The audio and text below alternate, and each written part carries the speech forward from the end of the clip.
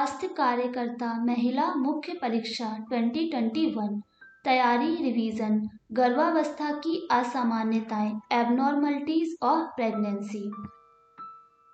इसमें 38 टॉपिक्स दिए गए हैं जिसके बारे में हम आपको बताएंगे।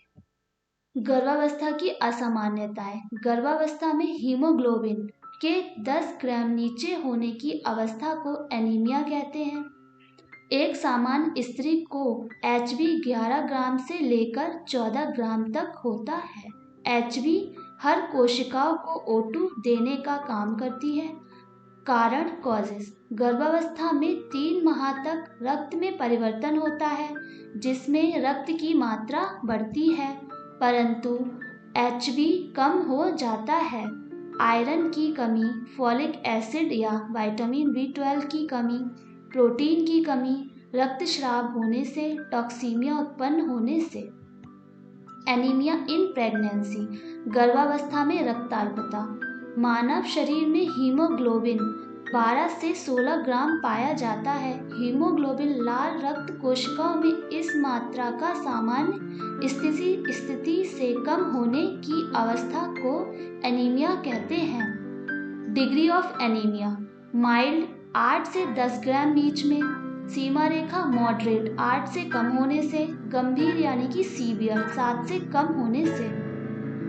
एनीमिया का लक्षण: थकान, चक्कर आना, कमजोर होना, अस्वस्थता, एकाग्रता में कमी, बुखार, त्वचा और नाखून का पीला होना। एनीमिया का प्रकार: लाल रक्त कोशिकाओं RBC के विघटन होने से हसियाकार यानी कि सिकल सेल एनीमिया।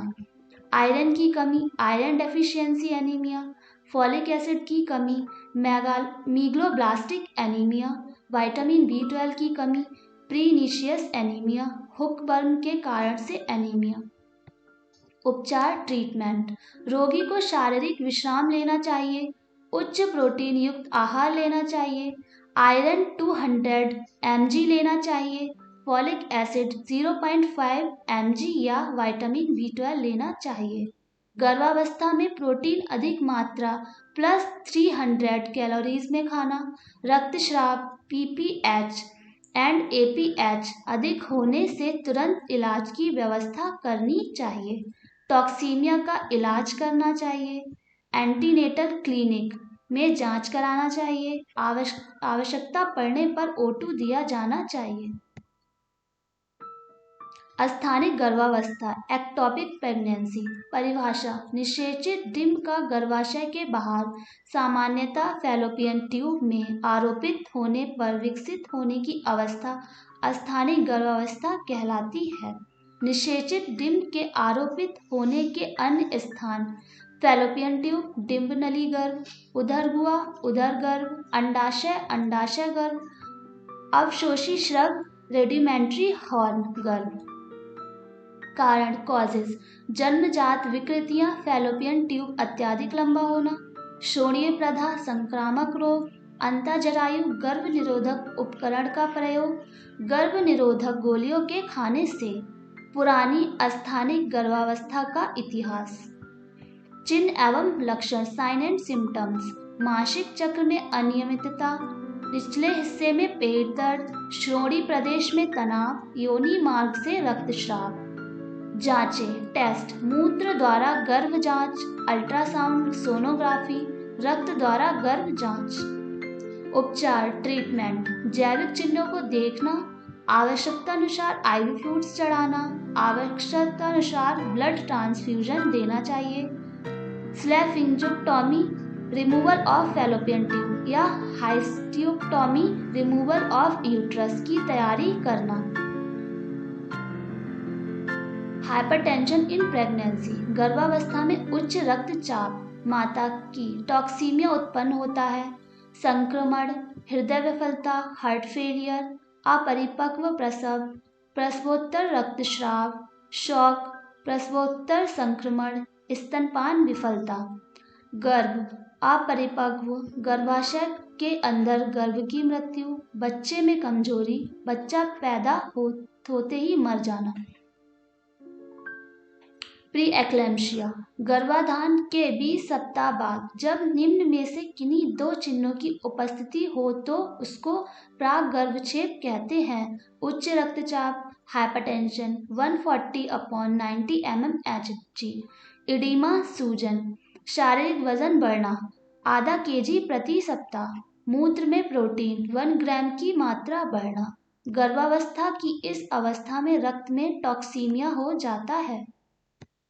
कारण, इसके कॉजेज अज्ञात हैं। उपचार, विश्राम लेना चाहिए। दवाइयाँ नीचे दिए गए अनुसार, tablet methyl-dopa 250 mg to 500 mg 3 bar, phenobarbitone 60 mg रात में, diazepam.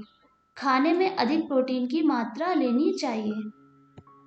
Pre eclampsia, BP 140/90 mmHg on occasions for hours apart, urine proteinuria, traces और 300 mg पर 24 आवर सैंपल। ये चार्ट सरकार द्वारा दिया गया है जिसका आप स्क्रीनशॉट्स लेकर पढ़ सकते हैं।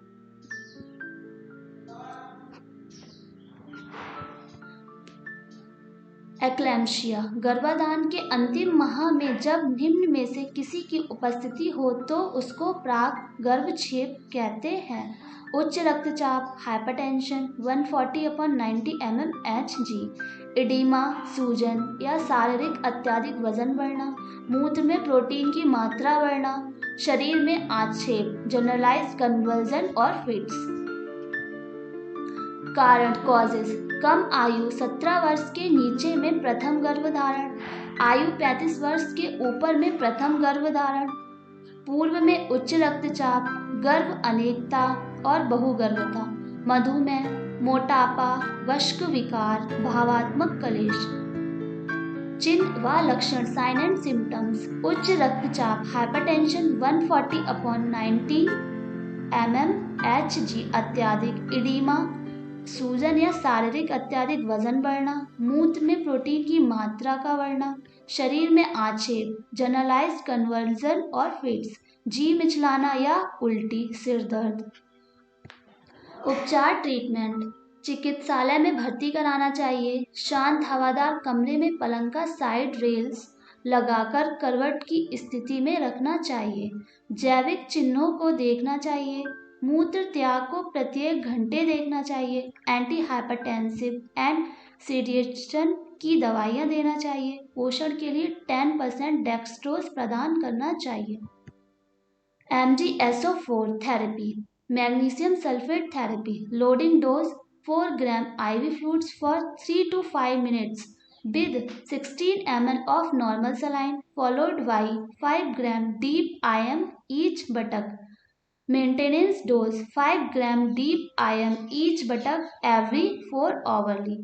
Monitor urine output minimum 30 ml per hour, respiratory rate 16 to 24 breaths per minute and patellar और knee reflex। यदि कोई ऐसा साइड इफेक्ट दिखता है तो इसके लिए antidote calcium gluconate 1 gram, antibiotics and anticonvulsant देना चाहिए।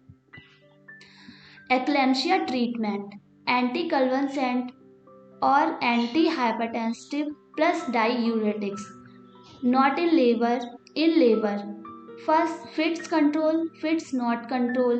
फिट्स कंट्रोल में बेबी यदि मैच्योर है, प्री मैच्योर है या डेड है तो टर्मिनेशन के लिए induction by PGE2 gel, ARM और ऑक्सीटोसिन, आर्टिफिशियल रैप्चर मेम्ब्रेन और oxytocin. Fits not control 6 to 8 hours, termination favourable, unfavourable, induction by ARM oxytocin, artificial rupture membrane oxytocin, caesarean section. In labour, ARM, artificial rupture membrane, forceps या ventouse delivery, caesarean section. Eclampsia, pregnancy with convulsion, BP 140/90 mmHg, proteinuria. Immediate management keep her in quiet room in bed with padded rails on sides, position her on left side oropharyngeal airway to be kept patient, ensure preparedness to manage maternal and foetal complication. ये भी chart सरकार के द्वारा दिया गया है, इसका screenshot लेकर आप इसको पढ़ सकते हैं। Please see the description to find more information.